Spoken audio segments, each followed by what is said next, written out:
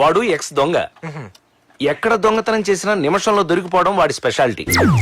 Building చూస్తే 2,69,240 చదరపు అడుగుల్లో 5 అంతస్తులు శిశు ఆరోగ్య కేంద్రం ఏర్పాటు చేశారు. 600 బెడ్లు ఈ బ్లాక్ లో ఉన్నాయి. కారణం చెప్పారు బాబుల్ రెడ్డి గారు. మధ్యలో కరోనా వచ్చింది కాబట్టి కరోనా రావడం వల్ల కాస్త ఆగిందని. కేవలం కరోనా మాత్రమే కాదు, అదే 2019లో ఇంకో వైరస్ కూడా ఈ రాష్ట్రానికి వచ్చింది బాబురెడ్డి గారు. దాని కారణంగా ఇంకా ఆలస్యమైంది.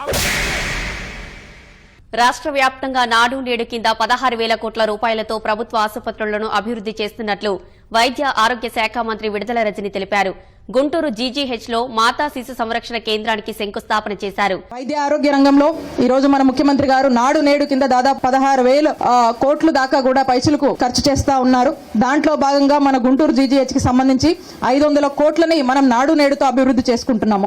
17 మెడికల్ కాలేజీలకు సంబంధించి కూడా ఈ రోజు మన జగనన్న ప్రభుత్వము ఇనిషియేటివ్ తీసుకుని అడుగులు ముందుకు వేస్తా ఉంది. దీనికి సంబంధించి కూడా దాదాపు 8,000 కోట్ల దాకా కూడా ఖర్చు చేస్తా ఉన్నాం.